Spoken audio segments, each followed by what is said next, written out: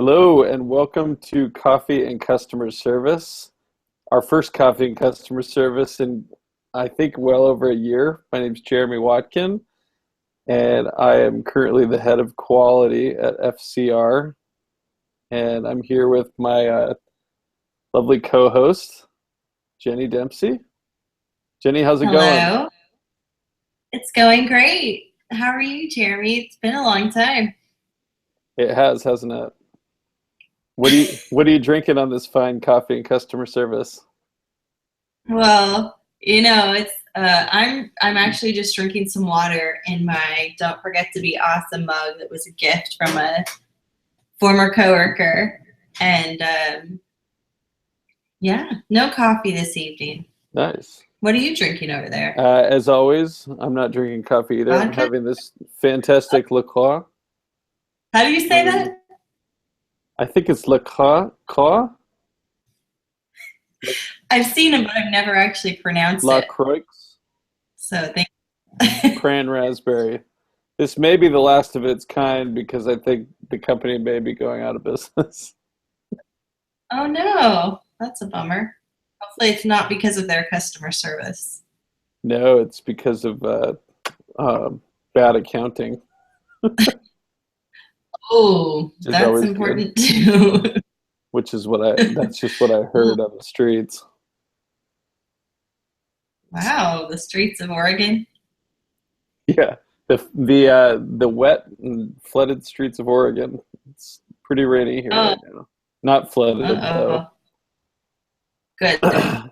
So we actually thought about our format a little bit for this one. Jenny, what do you have an icebreaker question for us? I do. And this one was actually brought up by one of my team members who said that no matter where you are, what situation you're in, this is the best icebreaker because someone will always have an answer for it. I'm waiting on pins and needles. Do you like cheese? And if so, what's your favorite kind? Did you say cheese? I said cheese. Do I like Yeah, you cheese? can thank Melissa for that, actually. Melissa, we all used to work with Melissa. I still work with Melissa, and she came up with that, and I just, is revolution. And yeah, so you can see that, right? Everyone can answer that. Either they like it or they don't, and if they do, they really do. And they Yeah, always have a favorite. yeah, that's a good one. It makes me think So what's about, your favorite? and so I think my favorite is I've only had it a few times, but I love cheese curds, and Mm, they're even better when they are beer battered cheese curds. Um, I I've uh, never had. I where did I go? I had dinner with someone in Chicago a few years ago at this great restaurant. Um, I was out there for the ICMI conference, which just a little advertisement for myself, or shameless plug. I'm going to be at the ICMI conference on a panel next week. Um, Oh, so same nice. conference 2 years later. But yeah, so I went out to dinner with someone and had beer battered cheese curds, and they were incredible. And I think when you bite into them, the better they are, the more they squeak when you bite them with your teeth. Week. Wow. So are you looking forward to ICMI being on the panel or more being with cheese curds again? Well, this time I'll be in Dallas, so probably having more meat than cheese. What about you? Do Oh you like gosh. cheese? Well, I I love cheese. Like circulated kind of better. Although, have you seen those videos that are being circulated online about the Rosselette or Rosselette? I don't know how to say it correctly, but it's a big melty cheese wheel, and they scrape the cheese onto your plate. If you haven't seen it, look it up. It's like RACELETTE, and it's literally a giant melty cheese wheel, and I really want to try that someday. You just I'll want to have dig to. right into one of those? They literally just like, there's just this big cheese wheel, they scrape it off and it's just melty stuff and they put on vegetables or whatever you want, but it looks amazing. And there's a place in San Diego that we found that has it. So we're trying to organize a company event. Wow. Maybe not paid for by the company, not, but yeah. Have you ever partaken in Cheese Whiz? Not directly, but on when I lived in Philly, they put them on the cheesesteaks. So I have had them that way. But Like have they you just had like Cheese sprayed Whiz? it on the cheesesteak? Yeah. Whiz. You want your steak with whiz, and that's how everyone, for the most part, eats it. I have enough trouble. I thought it was an hater. Uh-oh. Oh, gross. Okay. We're going to need to move on from that. So that was a great icebreaker. So I wanted to just bring us up to speed a little bit because it's been a while. And for all of our loyal subscribers, we've definitely tapered off a bit on the blog. It still has a place in our hearts, but we're obviously busy with other stuff. But I wanted to give a few updates about the blog. First of all, Jenny, you may or may not know, but we've changed the name of the blog. It's no longer Communicate Better Blog, even though this YouTube channel is still called Communicate Better Blog. It is actually called Customer Service Life. And I think we wrote a post a while ago just talking about that a little bit, but we finally officially made the change. You can still go through Communicate Better Blog, but that was really the tagline for phone.com, the company we both previously worked for. And we decided to just shift it and turn it into something a little bit more customer service related. And I'm really excited about the new name. I think we both, at least for me, I'll let you talk too, Jenny, but for me, this exercise of learning and writing about customer service has really made me realize that customer service isn't just confined or isolated to what we do on the blog. It's also not confined to what we do when we're on the other end of the phone with an actual customer. It applies, all of this stuff applies to work. It applies outside of work. It applies to people we manage or people that may be serving customers that are asking us for help. It just has wide applications. So I thought Customer Service Life was a great name. Do you have anything to add to that, Jenny? No, I agree. I think it captures everything that we've talked about on the blog, and internal customer service, external customer service, and just in life with people that we don't know. Driving on the road or walking down the street, there's all sorts of opportunities. And so I think it really captures all of that. So well done, Jeremy. Thanks for leading that up and setting all that stuff up. It's definitely challenged me to be nicer to people, including my wife and my kids, and even my dog, actually. Can we interview them and ask to confirm my dog? That's been all of the above? Yeah, I think we should do a dog hangout sometime. We should. I know Miso would love that. I think you'd probably still maybe get some negative customer satisfaction reviews from my family periodically, but I think I brought up CSAT 10% or so since I started blogging. That's a huge one, though, CSAT. It's a really big thing to measure, and it's so hard sometimes. It's how do you make everyone happy? Right? Yeah. Even though you tell yourself, hey, all these negative ones are opportunities, it's like, oh my God, it's endless. It's endless. Yeah. So the other update is we actually took the time to set up MailChimp on our blog. And now when you subscribe to get our blog posts via email, they go out through MailChimp, which is a really great tool for bloggers, for business owners, a great way to send really really graphically rich emails to your subscribers. So if you haven't done it yet, I encourage you to subscribe to our blog right there on customerservicelife.com and just enjoy the wonderful MailChimp emails that come out to you. They're some of my favorites. So and it's that's free, pretty, right? Amount of being sent.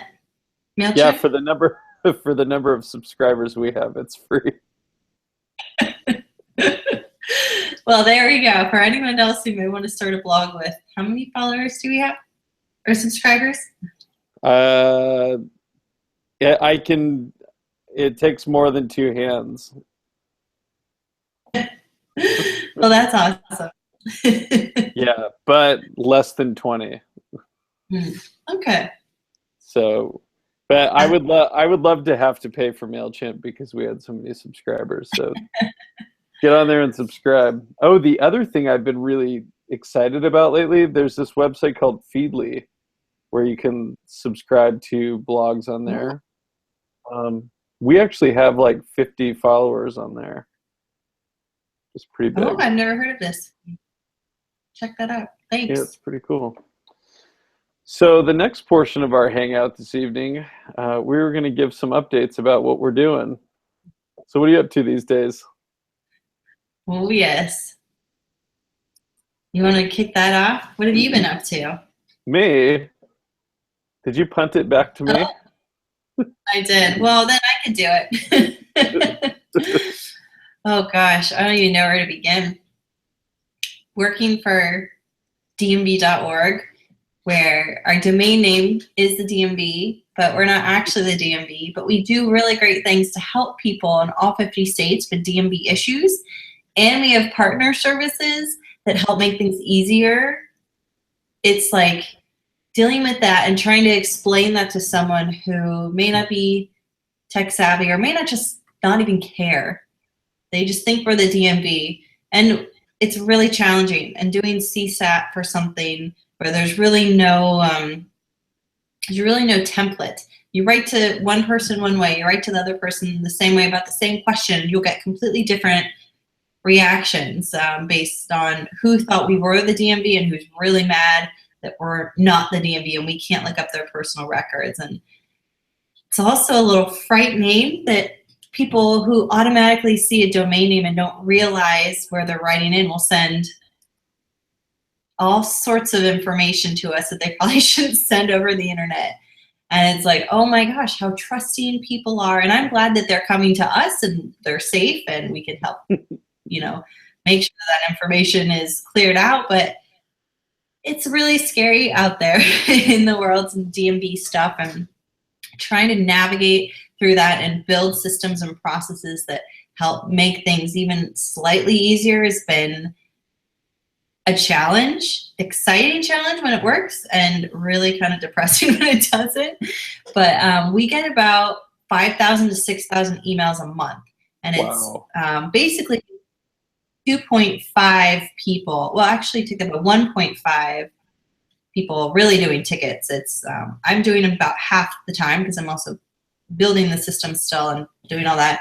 We have one full-time ticket lady, and then we have another half of a contract worker. So I guess that makes it 2 if I can count right. But it's really challenging to enter all that. And we just started chat support, which Jeremy, you wrote a post recently about chat support and kind of best practices, and I use that actually. Like I'm kind of building our strategic plan for chat support, so that's kind of going into that. So thank you for that post. It's been just like, oh my gosh, what do people want? What can we do within our limits? And even if we can't help them, how can we get them to where they need to go? And so that's pretty much what we're doing. Like, we can't help you, but hey, call the CADMV and they can. Here's the number. They don't have to even bother looking it up. We're going to give it to them.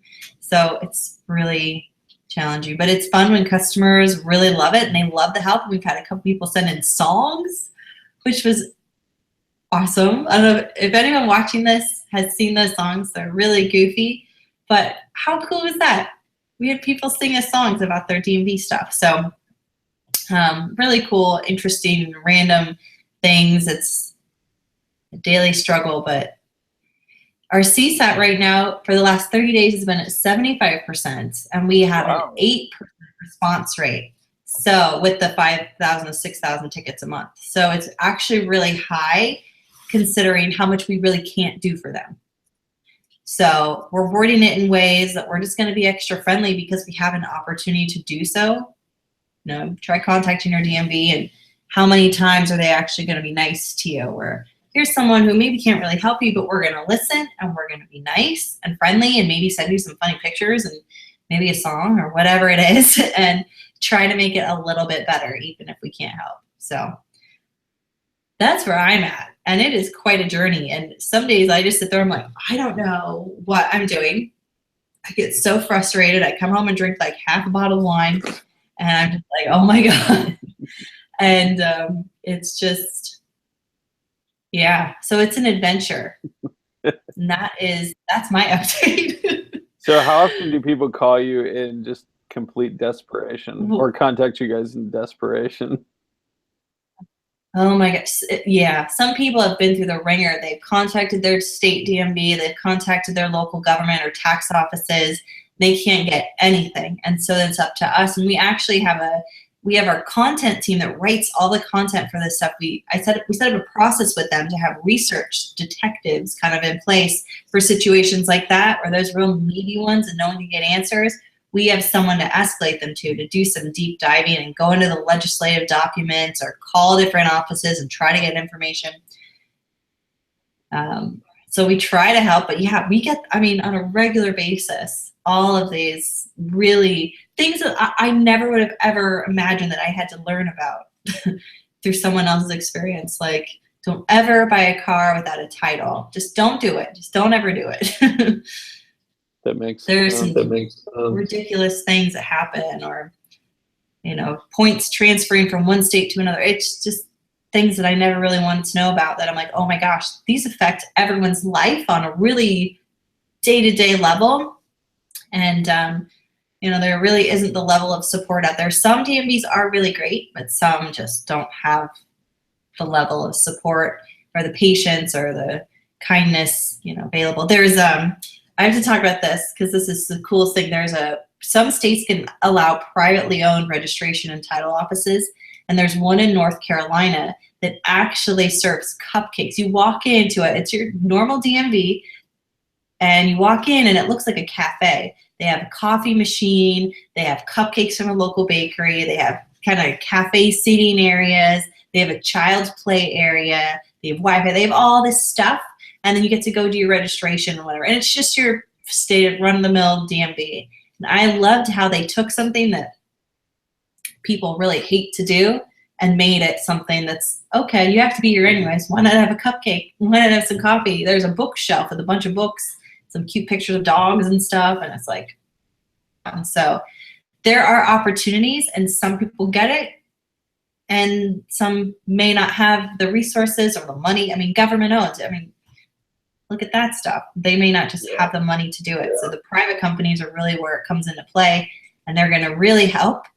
They're going to help the state, you know, help the government agencies. So trying to do as much as we can with that. Can't send cupcakes yet, but maybe eventually. Yeah, keep working on that.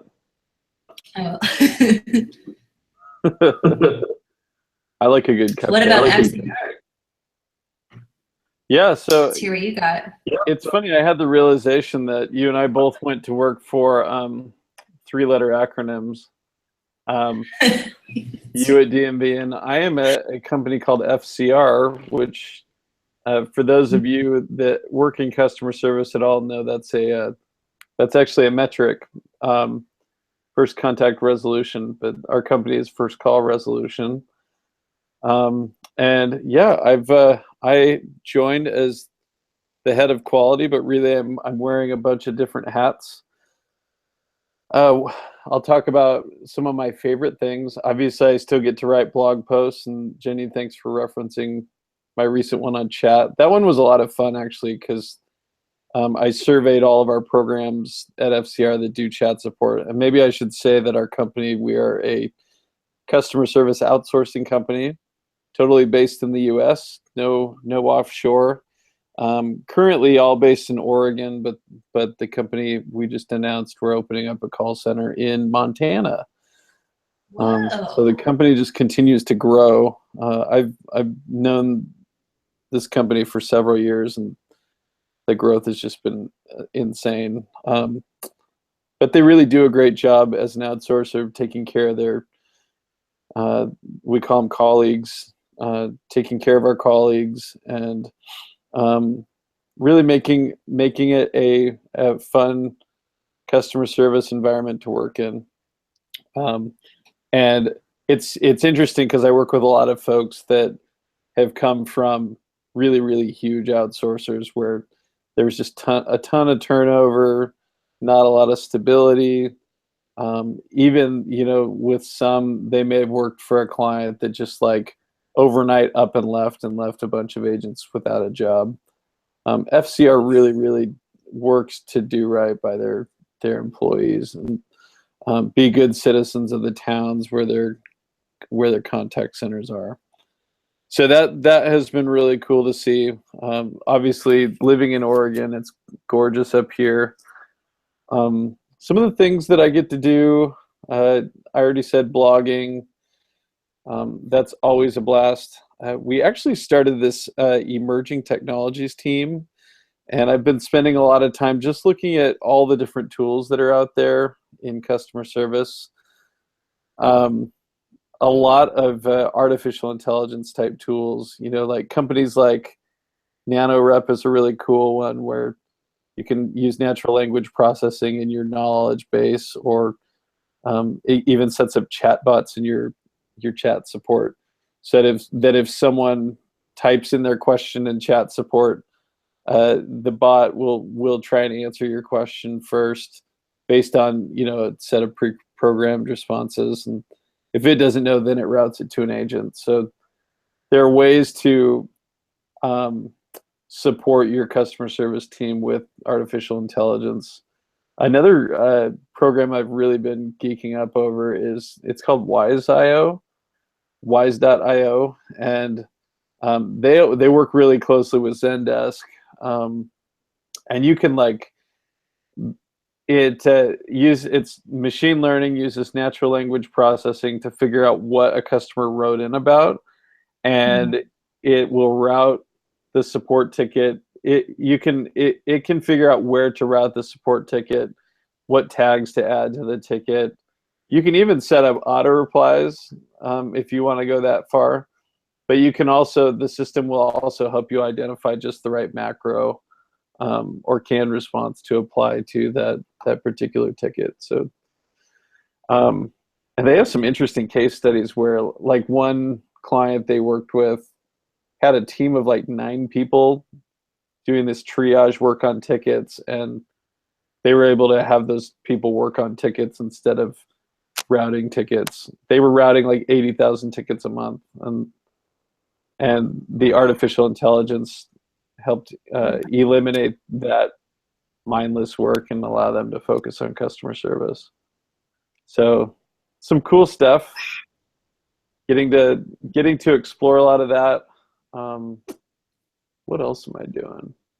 Oh, the other thing I've really enjoyed is really working on the customer experience side, working with clients who maybe they have a customer satisfaction survey and they may not be doing a whole lot with it, or just going through those responses. What are some of the big pain points with customers, reporting those back to them, and then working with them to fix some of those. To, as a client, we want to be as proactive with those things as possible. So if we have insights that will help our clients improve their business, we're working to identify those and share them with them. So yeah, those are a few things that I'm doing. Totally different than running a customer service team, but it's interesting working with, like 60 different customer service teams and Yeah, you just, learning how to be of value to them. we actually we did a trial with NanoRep for our website, and it was their team is so great. They want to just help make sure this works for you and take care of, all the building and stuff. It was really awesome. It didn't work out. Our site is built. It didn't quite connect with NanoRep as far as how our site is built, but great tool. Definitely awesome how they can configure it and customize it. But that Wise.io thing sounds cool. I'm gonna have to look into that. So we're trying to, and we don't want to automate things, but we need to get things, we don't really have different teams, but we need to get things a little more user-friendly for the rest of us to answer questions quicker. It's hard because there's so many different tools out there, and you kind of have to figure out which one's going to make the biggest impact and which one you actually want to spend your money on. Mm-hmm. It's not like you can get all of them. Yeah, right? Yeah. Wow, sounds interesting. Got some good stuff over there. Yeah. So, what else were we going to talk about? I think we had. We're going to talk about lessons. Let's see. 1 to 2 lessons that we've learned.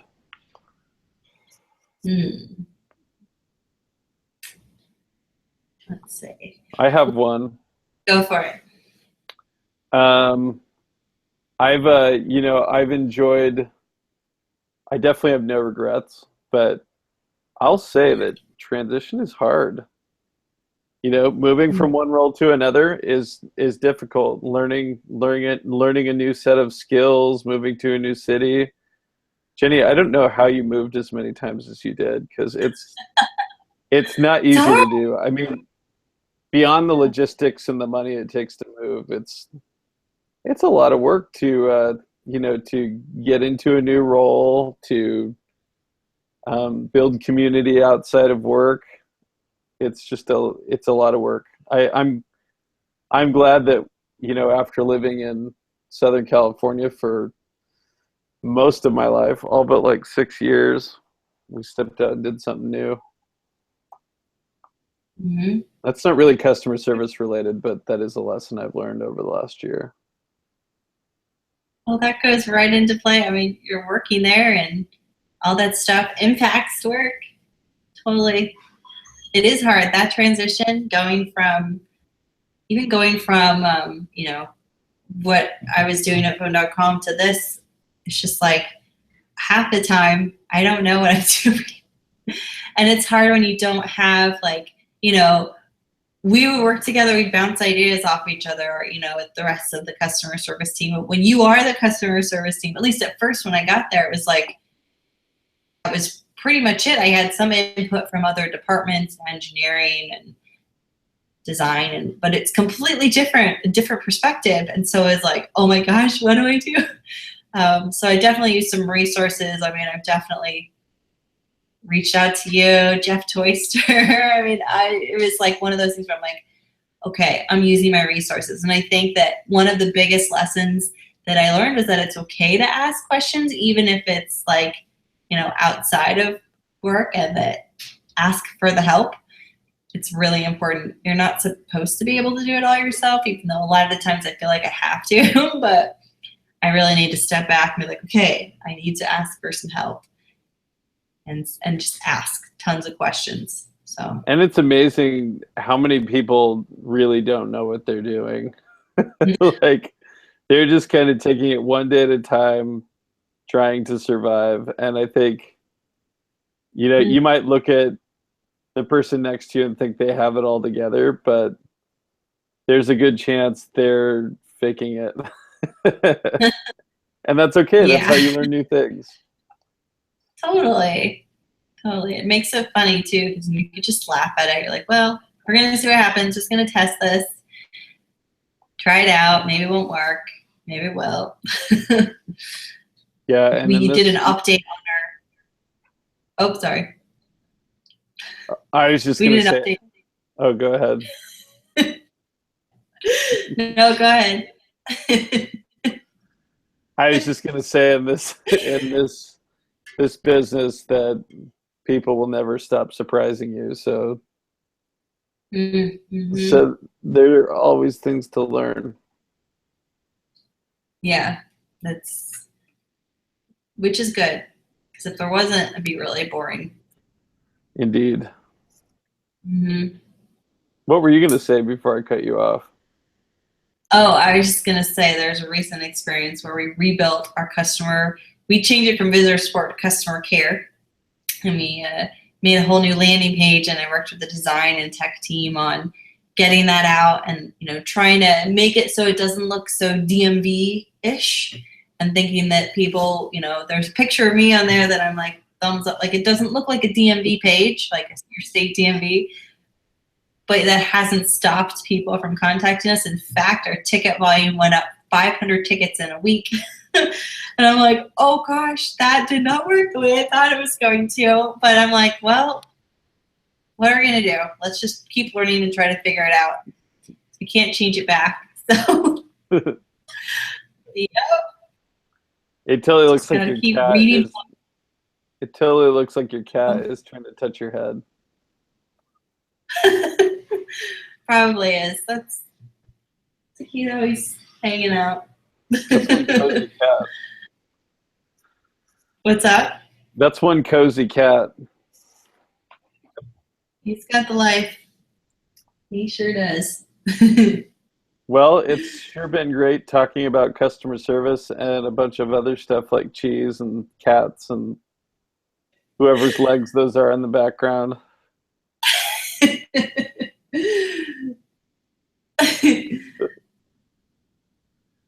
Yeah, he's good calves. I was talking about cats, not calves. uh, his legs are famous. All right, back to customer service. It's been great talking customer service, Jenny, with you. It has been great, Jeremy. Let's make this more of a habit. We should. We definitely should. I think people enjoy watching these. At least I hope. I'm gonna hope a little bit. Yes, definitely. One or two, at least. Well, yeah, one or two. Who can we Excellent. bet is watching? Well, it says 0 viewers right now, so I think we're pretty safe that nobody's watching. Well, maybe tomorrow though. Yeah. Yeah, Well, definitely thanks for organizing this. give us a shout out if you end up watching this, and if you want to be Yeah, on one of our coffee and customer service hangouts late in the evening, please ping us, and we'd love to have you. definitely make sure if you watch this to send a tweet out and include both of us about what your favorite cheese is. And I think that's a great way to end it, Jenny. Till next time, enjoy your water and customer service. Stay hydrated, my friends. Cheers.